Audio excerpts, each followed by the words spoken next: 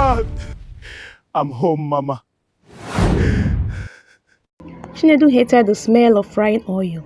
When he was a child, it followed him everywhere, into school, into church, into his dreams. His mother woke up every morning at 4:30 a.m. to fry akara by the roadside. The oil stained her wrappers. The neighbors said she was strong. Chinedu studied hard. He promised himself he would escape.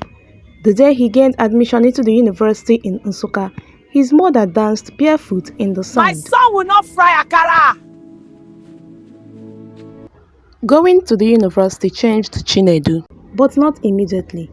At first, Chinedu was the quiet village boy. His clothes were simple, his English careful, his accent thick.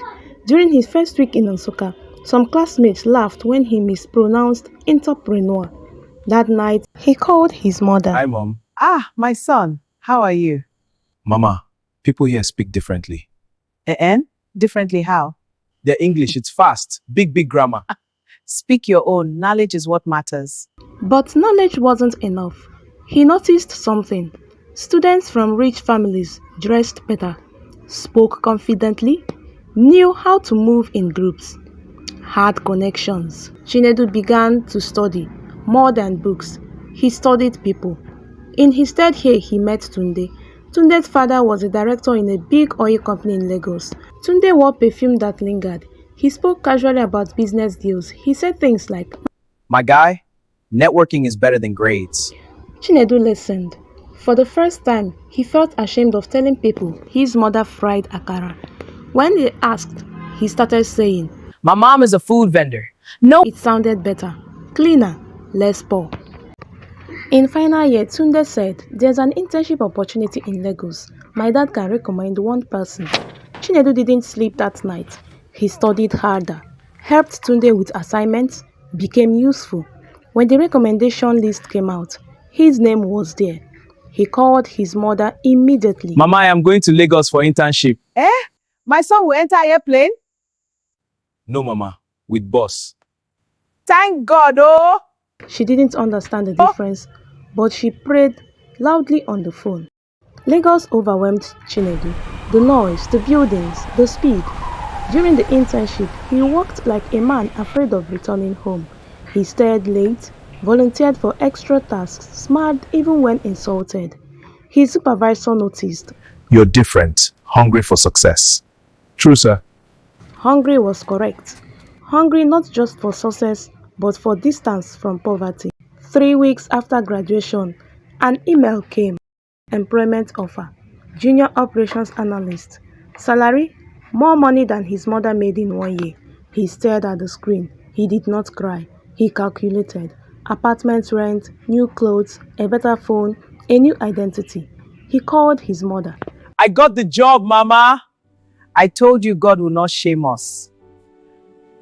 But something subtle shifted that day. Success began to feel like proof. Proof that he had escaped. Proof that he was no longer a Akara boy.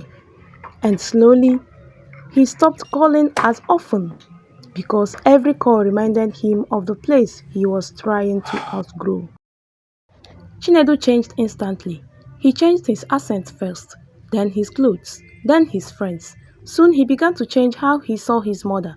When she called during meetings, he would silence the phone. He started sending money instead of visiting. At Christmas, he wired 200,000 naira. Hello, Mama.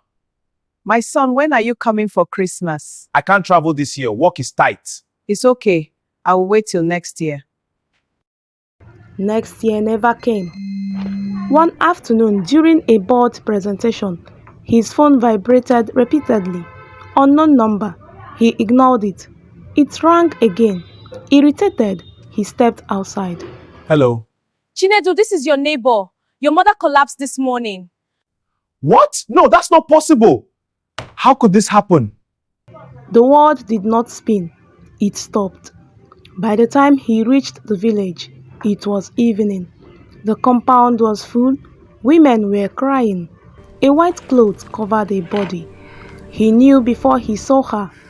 Her mother's hands, the same hands that counted coins every night, were folded on her chest. He knelt. I'm home, Mama. But home was silent.